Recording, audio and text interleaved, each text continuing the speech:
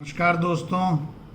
आज थोड़ा विलंब हो गया समाचारों के संकलन में। मैं दिन भर बाहर रहा तो सबसे पहले पेज पर जो खबर थी वो जल जीवन मिशन राजस्थान के घोटाले को लेकर के, जो हमारे पूर्व मंत्री महेश जोशी जी ईडी की हिरासत में हैं, उनकी चार्जशीट जो है वो ईडी कोर्ट में सबमिट की है। ईडी ने उसमें कहा है कि जल जीवन मिशन के ठेकेदारों के कंपनियों के जो पैसे हैं वो महेश जोशी जी के लड़के की कंपनी में इन्वेस्ट हुए हैं।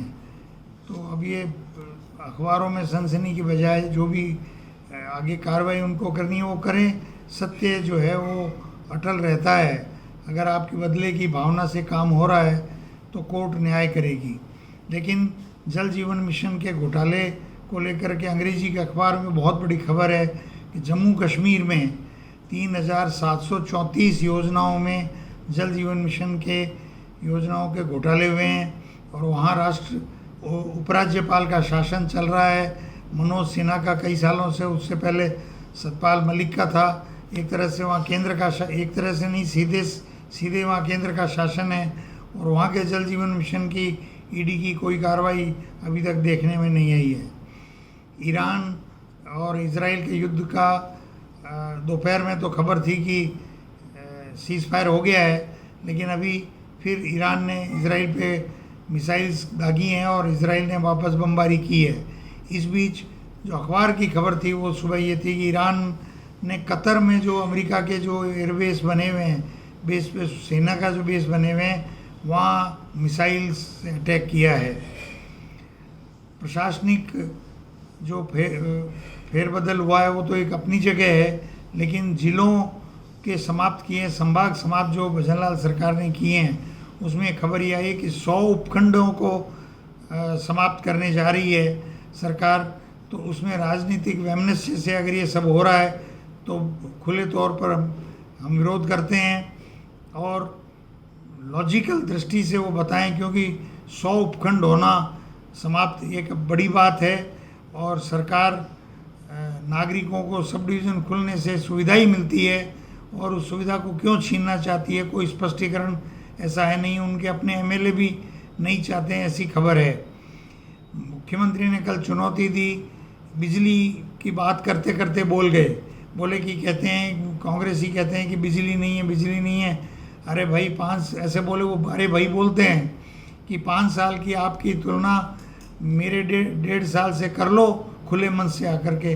तो कांग्रेस के नेता, मैं तो यही कहूँगा कि उनको खुले मंच पे मुख्यमंत्री को आने की दावत देनी चाहिए और पूरी तैयारी के साथ मुख्यमंत्री से मुकाबला करना चाहिए और हल्के बयानों से ज़रूर कांग्रेस के नेताओं को बचना चाहिए।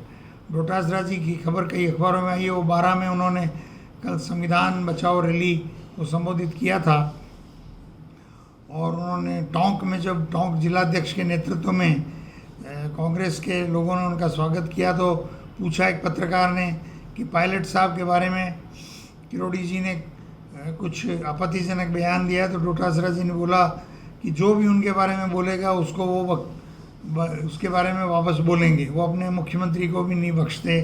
तो मैं और पायलट जी तो क्या हैं।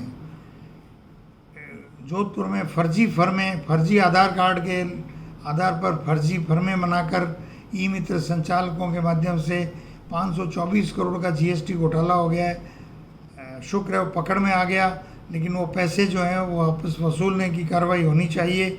और जीएसटी के नाम पे जो घोटालेबाजी चल रही है इस देश में, घोटाले करने वाले और गलत रास्ते ढूंढने वालों की कोई कमी तो है नहीं। सरकारी तंत्र भी कुछ ऐसा ही है, उनकी मिलीभगत रहती होगी।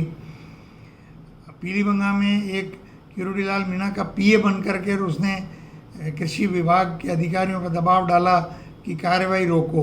तो मेरी किरोड़ीलाल जी से अपील है कि अब छापेमारी तो आपने काफ़ी कर ली, अब उसका निस्तारण और उसकी जो रिपोर्ट है उसकी प्रेस कॉन्फ्रेंस करो प्रमाण के साथ।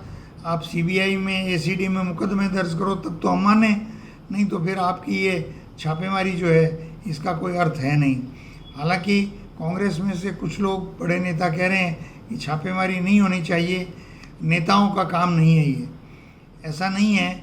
ऐसा जब देश में दंगे हो रहे थे तो नेहरू जी तो एक स्टिक लेकर के निकल गए थे। तो नेताओं का कभी कभी प्रभाव पड़ता है।